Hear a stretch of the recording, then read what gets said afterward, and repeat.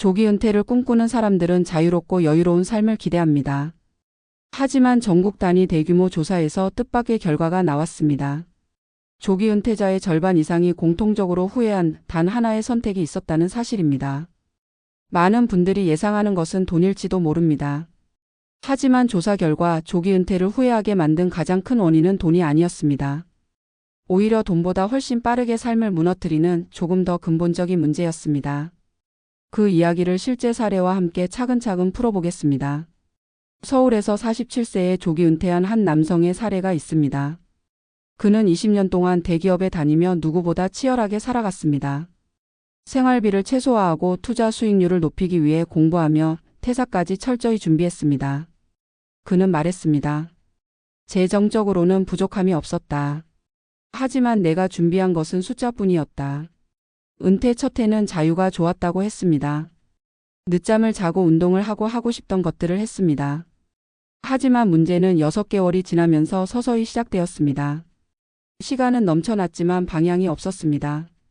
아침에 눈을 뜨면 하루를 어떻게 보낼지 정해지지 않았고 무언가를 열심히 해도 그 결과가 어디로 향하는지 알 수 없었습니다. 그는 놀라운 말을 남겼습니다. 돈은 충분했는데 정작 너무 일찍 나 자신을 잃었다. 이 사례는 조기 은퇴자 절반이 겪은 후회와 정확히 맞닿아 있습니다. 대규모 조사 결과 조기 은퇴자의 가장 큰 후회는 삶의 구조를 만들지 않은 것이었습니다. 다시 말해 일과 역할이 사라진 이후 무엇으로 자신을 구성할지 준비하지 않은 것입니다. 한마디로 표현하면 목적 없는 시간이 조기 은퇴를 무너뜨렸습니다. 왜 이런 일이 생길까요? 조기 은퇴 전에는 우리의 하루가 회사가 정해준 구조 속에 있습니다. 업무 시간이 있고 역할이 있고 해야 하는 일이 있습니다. 이 구조는 때로는 답답했지만 우리의 삶을 지탱하고 있던 틀이기도 했습니다. 하지만 은퇴와 동시에 이 틀이 사라집니다. 문제는 많은 사람이 이 구조의 중요성을 과소평가한다는 것입니다. 돈은 준비했지만 정작 가장 큰 기반이었던 삶의 리듬과 사회적 역할을 준비하지 못한 것입니다. 한 50대 조기 은퇴 여성의 사례도 이와 비슷합니다. 그녀는 자녀가 독립하고 투자 수익이 안정되자 52세에 직장을 떠났습니다. 하지만 은퇴 후 1년 동안 우울감을 크게 겪었습니다. 그녀가 후회한다고 말한 것은 돈 부족이 아니었습니다. 그녀는 이렇게 말했습니다. 하루의 의미가 사라지니까 내가 누구인지도 서서히 없어지는 느낌이었다. 은퇴 전에는 바쁘다는 이유로 미뤘지만 막상 시간이 생기자 무엇을 해야 할지 몰랐다고 했습니다. 관계도 빠르게 줄어들었습니다. 회사 사람들과의 자연스러운 만남이 끊기자 사회적 연결망이 급격히 좁아졌습니다. 혼자 있는 시간이 늘어나면서 생각도 깊어지고 감정도 흔들렸습니다. 그녀는 마지막에 이 한마디를 남겼습니다. 은퇴해서 얻게 된 건 시간이었는데 그 시간을 감당할 준비가 없었다. 조기 은퇴자들이 공통적으로 강조한 후회는 바로 이것입니다. 돈은 준비했지만 삶의 구조는 준비하지 않았다. 이는 단순한 심리적 문제를 넘어 재정에도 영향을 미칩니다. 목적 없는 시간은 소비를 늘립니다. 심심함을 달래기 위한 지출, 외로움을 줄이기 위한 소비, 우울감에서 벗어나기 위한 충동 구매가 증가합니다. 심리적 공백이 재정적 위험으로 이어지는 것입니다. 결국 돈이 문제가 아니라 돈을 쓰게 만드는 정서적 요인이 진짜 문제였습니다.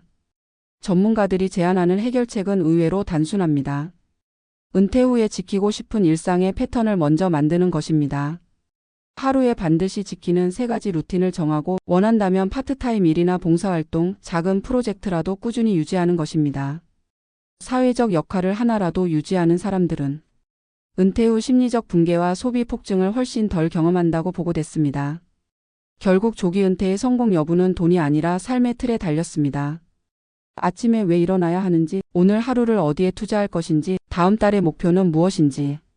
이 질문에 답할 수 있다면 조기 은퇴는 새로운 시작이 됩니다. 하지만 이 질문에 답하지 못한다면 조기 은퇴는 삶의 중심을 잃는 순간이 됩니다. 마지막으로 드리고 싶은 메시지는 이것입니다. 조기 은퇴는 퇴사가 아니라 새로운 구조 만들기입니다.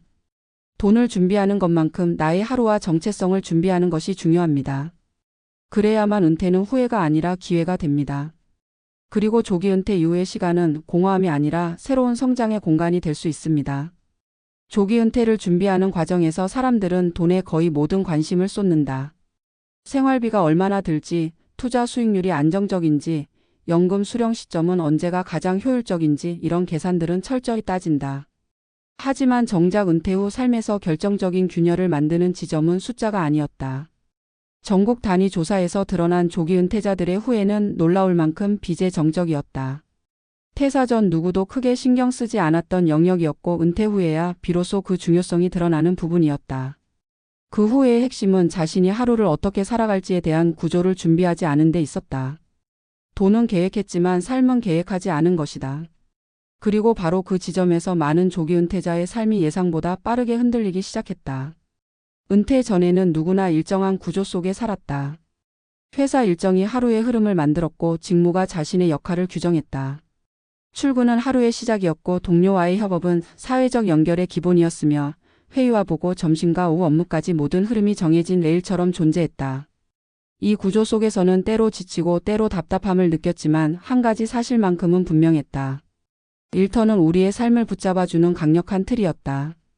문제는 이 틀이 사라질 때 발생한다. 퇴사를 하며 사람들은 자유를 얻는다고 생각하지만 실제로는 구조의 붕괴도 함께 맞이한다.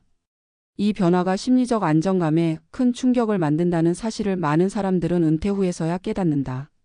47세에 조기 은퇴한 남성의 사례는 이러한 혼란을 가장 극명하게 보여준다.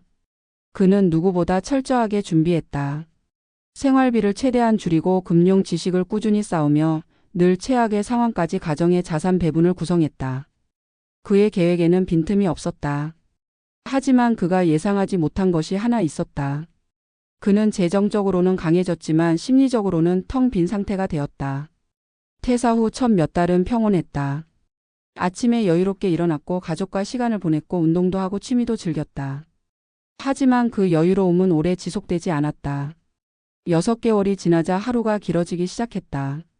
시간이 늘어났는데 그 시간을 어떻게 써야 하는지 알 수 없었다. 자신을 지탱했던 역할이 사라지자 스스로를 어디에 두어야 할지 모르게 되었다. 그는 말한다. 일을 그만두자. 나는 더 이상 내가 아니었다. 이 말은 조기 은퇴가 주는 비재정적 충격을 단적으로 보여준다. 역할을 잃는다는 것은 단순히 직업을 그만두는 것이 아니라 정체성의 기반을 잃는 일이다. 한 50대 여성의 사례도 비슷한 맥락에서 이어진다. 그녀는 안정적인 투자 수익이 발생하자 더 늦기 전에 스스로의 삶을 살고 싶다는 마음으로 은퇴를 선택했다. 그녀가 기대한 건 자유였고 잃게 될 건 직장뿐이라고 생각했다. 하지만 은퇴 후 1년 동안 그녀가 잃은 것은 직장이 아니라 자신이었다. 아침마다 일어날 이유가 희미해지고 하루의 리듬이 깨지고 대화할 상대가 줄어들면서 고립감은 점점 커졌다. 퇴사 후 사람들이 먼저 끊어진 것은 돈이 아니라 관계라는 사실을 그녀는 직접 경험했다. 직장 동료들과의 자연스러운 점심, 업무 중 나누던 짧은 대화들, 퇴근 후의 가벼운 이야기들까지 모두 사라졌다. 관계망이 좁아지면서 감정적 고립은 심해졌고 스스로를 돌볼 힘도 줄어들었다. 그녀는 이렇게 고백했다. 은퇴 후의 시간은 내가 선택한 자유였지만 그 시간을 혼자 감당하기엔 나는 준비가 되어 있지 않았다. 이 고백은 많은 조기 은퇴자가 공통적으로 겪는 심리적 무게와 정확히 겹쳐진다. 대규모 조사에서 조기 은퇴자들이 후회한 가장 큰 요소가 삶의 구조를 만들지 않은 것이라는 결과는 결코 우연이 아니었다. 사람은 단순히 쉬는 것만으로 유지되지 않는다. 사람은 구조 속에서 살아갈 때 비로소 안정감을 느끼고 역할을 통해 존재감을 유지한다. 자유라는 단어는 매력적이지만 그 자유를 지탱하는 구조 없는 시간은 흔들림으로 이어지기 쉽다. 특히 오랜 시간 회사라는 강력한 리듬 속에서 살아온 사람일수록 변화의 충격은 더욱 크다. 구조가 사라졌다는 사실은 하루의 흐름만의 문제가 아니라 심리의 기반이 흔들렸다는 뜻이기 때문이다. 이 구조의 부재는 소비 패턴에도 영향을 준다. 심리적 공백을 메우기 위한 소비가 시작되기 때문이다. 퇴사 후 한 달 동안 지출이 늘지 않더라도 6개월, 1년이 지나면 심리적 지출이 서서히 증가한다. 심심함을 달래기 위해 의미 없는 소비가 늘고 잠깐의 행복을 얻기 위해 충동 구매가 이어진다. 특히 외로움과 우울감이 깊어질 때 지출은 더욱 빠르게 증가한다. 재정적 문제가 심리적 문제에서 시작되는 것이다. 이는 결국 숫자만 준비한 은퇴가 왜 실패로 이어지는지를 설명해준다. 조기 은퇴는 돈이 아니라 마음이 먼저 흔들린다는 사실을 많은 사람들이 뒤늦게 깨닫는다. 전문가들은 조기 은퇴를 준비하는 사람들에게 하나의 조언을 반복적으로 말한다. 은퇴는 퇴사가 아니라 삶의 재구성이라는 것이다. 돈을 준비하는 데 들인 시간의 절반만이라도 삶의 구조를 만드는 데 투자한다면 은퇴 후의 충격은 훨씬 줄어든다. 하루의 루틴을 만들고 소소하게라도 사회적 역할을 유지하며 지속 가능한 프로젝트를 하나라도 갖는 것. 이 단순한 습관들이 은퇴 후 삶의 균형을 지키는 가장 강력한 기반이 된다. 특히 사람과의 연결을 유지하는 것은 은퇴 후 가장 중요한 심리적 자산으로 작용한다. 봉사활동, 작은 모임, 정기적인 만남 등 관계를 유지하는 환경이 심리적 안정감을 만든다. 반면 아무런 준비 없이 조기 은퇴를 맞이하면 생활은 자유롭지만 마음은 흔들림 속에서 하루하루를 보내게 된다. 은퇴를 준비하는 많은 사람들은 돈이 충분하면 삶이 해결된다고 믿는다. 하지만 많은 조기 은퇴자가 말한다. 은퇴 후 무너지는 것은 통장이 아니라 자기 자신이라고. 후회의 중심에는 구조의 부재가 있었다. 삶을 지탱하는 틀을 잃으면 사람은 방향을 잃는다. 그리고 방향을 잃으면 돈은 사람을 보호하지 못한다. 돈은 삶을 편하게 해줄 수는 있지만 삶을 유지해 주지는 못한다. 삶을 유지하는 힘은 하루를 구성하는 리듬과 역할, 그리고 자신이 무엇을 향해 있는지 아는 감각에서 나온다. 마지막으로 이 글을 읽는 분들에게 전하고 싶은 메시지가 있다. 조기 은퇴는 자유가 아니라 선택의 무게를 다시 짊어지는 과정이다. 일터가 만들어주던 삶의 구조를 잇는 순간 우리는 스스로 그 구조를 다시 세워야 한다. 하루의 흐름을 만들고 나를 단단하게 지켜주는 역할을 유지하는 것. 이것이야말로 조기 은퇴가 후회로 끝나지 않는 가장 중요한 전략이다. 돈을 준비하는 것보다 더 중요한 것은 은퇴 후에 나를 설계하는 일이다. 삶의 구조를 갖춘 사람에게 은퇴는 무너짐이 아니라 시작이 되고 후회가 아니라 선택이 된다. 그리고 그 선택은 결국 더 단단하고 건강한 노후로 이어진다.